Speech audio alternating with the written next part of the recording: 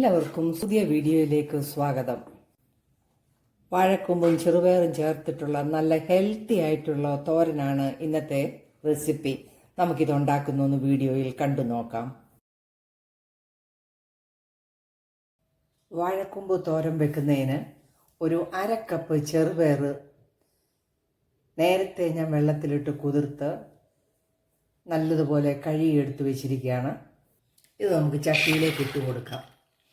കുതിർത്തോണ്ടാണ് ഞാനിത് ചട്ടിയിൽ വേവിക്കുന്നത്. ഒരു 1/4 ടീസ്പൂൺ ഉപ്പിട്ട് കൊടുക്കാം.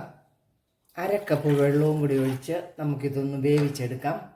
കുഴഞ്ഞു പോകാതെ നമുക്കിതൊന്ന് വേവിച്ചെടുക്കാം. നമുക്കിനി വാഴക്കൂമ്പ് അരിഞ്ഞെടുക്കാം. ഒരു പാളാങ്കോടൻ വാഴയുടെ കൂമ്പാണ് കിട്ടിയിരിക്കുന്നത്. ഇതിൻ്റെ ഈ ബ്രൗൺ നിറത്തിലുള്ള പോളകളെല്ലാം മാറ്റി ഇതിൻ്റെ വൈറ്റ് പോർഷൻ എടുത്ത് നന്നായിട്ട് കഴുകി നമുക്കൊന്ന് കൊത്തി അരിഞ്ഞെടുക്കാം. നമ്മളിങ്ങനെ വൃത്തിയാക്കി എടുത്തിട്ടുണ്ട്.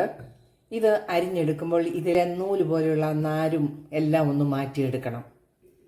പണ്ടുള്ളവർ ഇതിലെ നൂലും ഒക്കെ പോലെയുള്ള ഭാഗങ്ങൾ മാറ്റുന്നതിന് കയ്യിലൊരു ശകലം വെളിച്ചെണ്ണ എടുത്തിട്ട് ഇതിലേക്ക് നല്ലതുപോലെ പുരട്ടും. ഇതിനകത്തുള്ള കറയും ആ നൂല് പോലുള്ളതെല്ലാം മാറിപ്പോകും. സെപ്പറേറ്റ് ആയിട്ട് നമുക്കിത് കിട്ടുകയും ചെയ്യും. നമുക്ക് ചെറുപയർ വെന്തോന്ന് നോക്കാം. വെള്ളമെല്ലാം വറ്റിയിട്ടുണ്ട്. ഈ പരുവത്തിന് നമുക്ക് വെന്തെടുത്താൽ മതി. നമുക്ക് ഫ്ലെയിം ഓഫ് ചെയ്ത് കൊടുത്തിട്ട് ഇത് മാറ്റി വെക്കാം. ഒരു പാൻ അടുപ്പത്ത് വെച്ചിട്ടുണ്ട്. ഇതിലേക്കൊരു 1.5 ടേബിൾ സ്പൂൺ വെളിച്ചെണ്ണ ഒഴിച്ചു കൊടുക്കാം. എണ്ണ ചൂടായിട്ടുണ്ട്. നമുക്കിതിലേക്കൊരു 1/2 ടീസ്പൂൺ കടുക് ഇട്ട് കൊടുക്കാം. കടുക് പൊട്ടി തുടങ്ങിയിട്ടുണ്ട്. ഇതിലേക്ക് നമുക്കൊരു 5 ഉള്ളി ചെറുതായിട്ട് അരിഞ്ഞിട്ട് കൊടുക്കാം.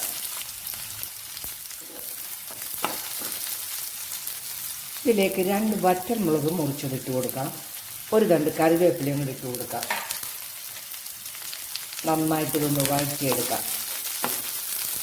ഉള്ളിയൊക്കെ ലൈറ്റ് ബ്രൗൺ കളറായിട്ടുണ്ട്. നമുക്കിതിലേക്ക് അരിഞ്ഞു വെച്ച വാഴക്കൂമ്പ് ഇട്ട് കൊടുക്കാം. 1/2 ടീസ്പൂൺ ഉപ്പും കൂടെ ചേർക്കാം.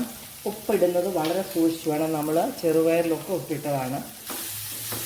എല്ലാം കൂടെ നന്നായിട്ടൊന്ന് ഇളക്കിയെടുക്കാം.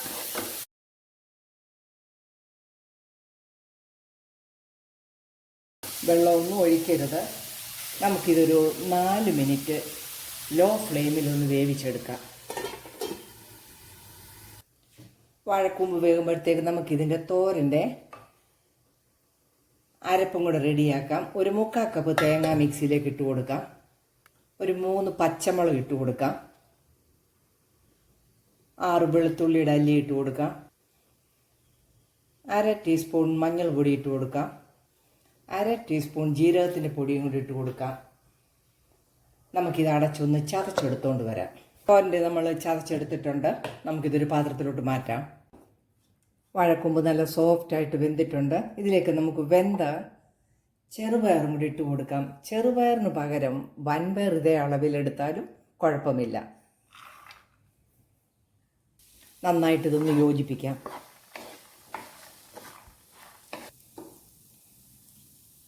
കൂടെ തന്നെ നമുക്ക് ചതച്ചെടുത്ത് അരപ്പും കൂടെ ഇട്ട് കൊടുക്കാം. നന്നായിട്ട് ഒന്നുകൂടി ഒന്ന് ഇളക്കി അരപ്പൊന്ന് ഈ ആവിയിലൊന്ന് നമുക്ക് 1 മിനിറ്റും കൂടെ ഒന്ന് വേവിച്ചെടുക്കാം.